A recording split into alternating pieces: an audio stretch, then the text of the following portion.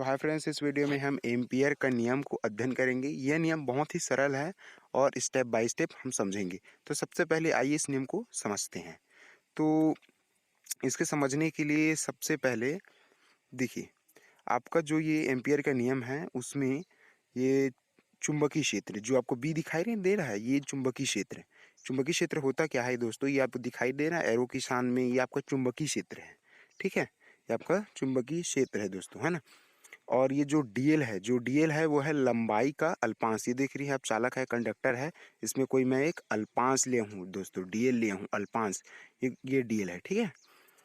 तो इसका अदिश गुणनफल, ये जो दिख रहा है ना, ये अदिश है, और इनका अदिश गुणनफल का हम समाकलन कर रहे हैं। क्या कर रहे हैं? समाकलन कर रहे हैं दोस्तों, है ना। और ये जो चुंबकीय क्षेत्र है और लंबाई के अल्पांश का हम अदिश गुणनफल का समाकलन कर रहे हैं, जिसे हम पूरा चुंबकीय क्षेत्र का रेखा समाकलन कहेंगे दोस्तों। और ये जो गोला सा लाइन दिखाई नहीं दे रहा है, ये संपूर्ण सतह के लिए रहा है, संपूर्ण क्षेत्रफल के लिए है, ठीक है। तो आइए और समझते हैं आगे। ये जो आपका अल्पांश है, अब देखिए, और आपका जैसे ये कैसा है, B D L cos theta, ये देखिए जैसे ए क्रॉस बी बराबर ए बी साइन थीटा। और ए बी साइन थीटा को हम क्या लिख सकते हैं? ए क्रॉस बी, ये भी लिख सकते हैं। जैसे चुंबकीय क्षेत्र और लंबाई के अल्पांश को हम ऐसे लिख सकते हैं, B D L cos theta, या फिर बी इंटू डी एल, ये भी लिख सकते हैं। आई होप को आपको समझ में आ गया होगा आपको। इसको हम ऐसे लिख सकते हैं, ठीक है। ये जो बी डी एल है, इसको हम क्या लिख सकते हैं? इसको लिख सकते हैं B D L cos theta, ये पूरा का पूरा।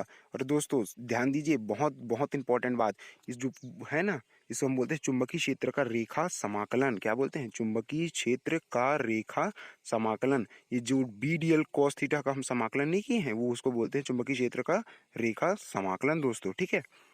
और ये आइए समझते हैं इसको आगे। अब देखिए, अब जो नियम क्या कहता है, इस नियम में अब मैं मेन एम्पियर का नियम लिखाने के जा रहा हूँ। मेन एम्पियर जो कि बहुत इंपॉर्टेंट है, ये अब आप समझ जाएंगे। मेन एम्पियर का जब मैं नियम लिखाऊंगा तो एम्पियर का नियम, इस नियम में सबसे पहले आपको जैसे गाउल्स के नियम पढ़े हो ना, गाउल्स के नियम में हम क्या लेते थे? एक बंद पृष्ठ लेते थे, एक बंद सतह लेते थे। इसी तरह एम्पियर के नियम में हम बंद पृष्ठ लेंगे, जिसे हम बोलेंगे एम्पियर लूप। तो सबसे फर्स्ट पॉइंट में वो आपको वही लिखना है। क्या लिखना है? कि एक बंद पृष्ठ या फिर एम्पियर लूप में, ठीक है। तो चलिए लिखते हैं। सबसे पहले मैं परिभाषा लिख देता हूँ, आपको फिर समझा दूंगा स्टेप बाय स्टेप, ठीक है। चलो पहले परिभाषा लिख लेता हूँ मैं।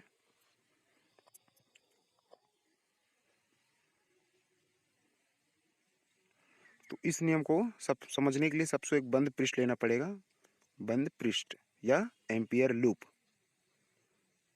बंद पथ या एम्पियर लूप, इसकी परिभाषा है दोस्तों। जैसे हम गाउल्स के नियम में बंद पथ बंद पृष्ठ लेते थे, वैसे ही एम्पियर के नियम में भी है। बंद लूप के चुंबकीय क्षेत्र, अभी मैं बताया हूँ चुंबकीय क्षेत्र का रेखा समाकलन, ये मैं पूरा लिख दिया हूँ। बंद पृष्ठ एम्पियर लूप में चुंबकीय क्षेत्र का रेखा समाकलन का मान निर्वात में चुंबकशीलता के मान उस बंद पृष्ठ से गुजरने वाली धाराओं के बीजगणितीय योग के गुणनफल के बराबर होती है दोस्तों।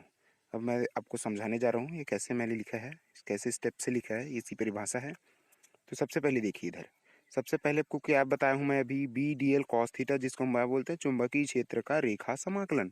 तो वही है, आपको एम्पियर के नियम में एक बंद पृष्ठ एक बंद लूप लेना पड़ेगा, मैंने स्टार्टिंग में बताया।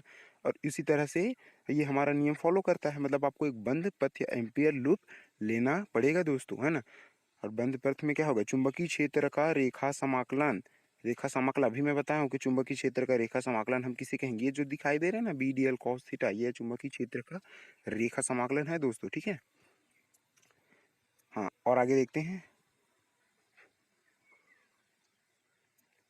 चुंबकीय क्षेत्र का रेखा समाकलन, है ना, ये आपका चुंबकीय क्षेत्र है, या फिर हम इसको भी बोल सकते हैं चुंबकीय क्षेत्र का रेखा समाकलन, है ना। तो चुंबकीय क्षेत्र का रेखा समाकलन का मान निर्वात में चुंबकशीलता, ये निर्वात में चुंबकशीलता क्या है दोस्तों? देखिए ध्यान से देखिए, निर्वात में चुंबकशीलता किसे कहते हैं? ये, इसे हम बोलते हैं निर्वात में चुंबकशीलता, ठीक है। आई होप को आपको समझ में आ गया। ये निर्वात में चुंबकशीलता है। कमान उस बंद कमान उस बंद पृष्ठ से गुजरने वाले धाराओं के बीजगणित योग के गुणनफल के बराबर होती है। तो सबसे पहले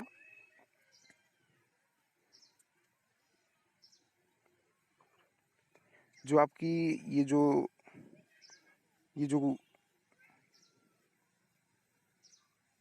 जैसे ये जो मैं बता रहा हूँ, हम गाउस के नियम में क्या लेते थे, एक आवेश लेते थे, मतलब किसी पृष्ठ से गुजरने वाले आवेश लेते थे। उसको हम क्या करते थे, जोड़ते थे कि कितना आवेश उस पृष्ठ से गुजरा है, उसको हम बीजगणित योग करते थे। लेकिन इसमें हमें गाउस का नियम लेना ही है, इसमें हमको धारा लेना है, क्योंकि यहाँ आवेश नहीं बोला, यहाँ पे धारा बोला गया है। देखिए, जब गुजरने वाले धाराओं का बीजगणित योग का गुणन फल के बराबर होता है।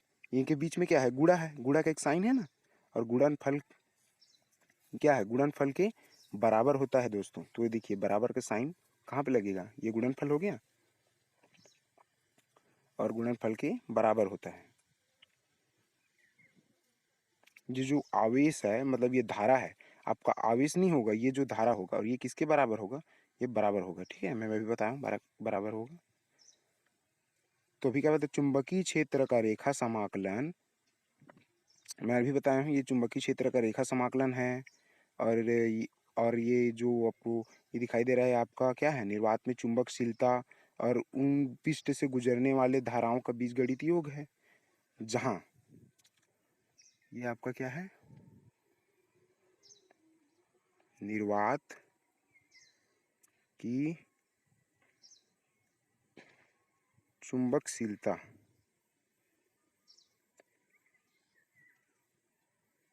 देखिए अब ध्यान से देखिए, मैं अब एक चीज़ को बताना भूल गया जिसे आपको बताना चाहिए।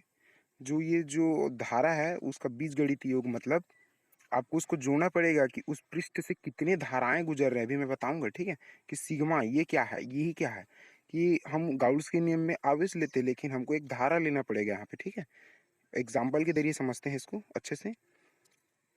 जैसे कोई एक बंद पथ होता था, बंद पथ एम्पियर के नियम में, जैसे हम गाउस के नियम में बंद पथ होता है, यहीं पे हम एम्पियर के नियम में भी बंद पृष्ठ। अब इसमें जैसे धारा जा रहा है, ये धारा जा रहा है, ठीक है, नीचे की ओर, और ये ऊपर की ओर, और एक और ऊपर की ओर है ना, ये आई धारा है, I1 धारा बोल देते हैं जो नीचे की ओर जा रहा है। जैसे I2 धारा वो भी नीचे की ओर जा रहा है ना।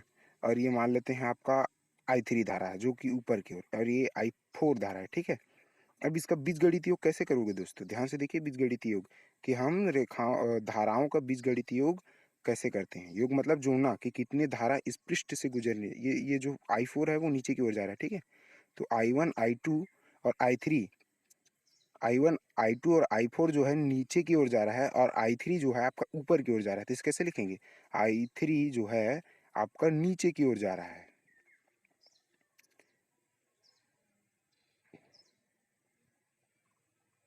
तो I3 को आप प्लस में लिख दो, बाकी जो नीचे जा रहा है, ध्यान से इसको, जो ऊपर जाएगा, जो धारा ऊपर जाएगा उसे प्लस में लिखना है, जो धारा आपका नीचे जाएगा उसे माइनस में लिखना है। एक और एग्जांपल के जरिए समझते हैं इसे, अच्छे समझाने के लिए मैं एक्सप्लेन करता हूँ, थोड़ा कमी हो गई मेरे समझाने में। एग्जाम्पल नंबर 2 लेके समझ चलते हैं तो अच्छा समझ में। ये आपका पृष्ठ है जिसमें I1 धारा जो है ऊपर की ओर जा रहा है, और जो धारा ऊपर जाएगा ना उसे हमें प्लस में लेना है, जो धारा नीचे जाएगा उसे हम माइनस में लेना है। ठीक है, और ये I2 धारा जो कि ऊपर जा रहा है, और ये I3 धारा जो I धारा है ना वो आपका नीचे जा रहा है, और ये I4 I4 धारा जो है आपका ऊपर की ओर जा रहा है ना। तो बीजगणित योग से मैंने अभी बताया, धाराओं का बीजगणित योग करना है, मतलब सिग्मा आई का हमें बीजगणित योग करना है।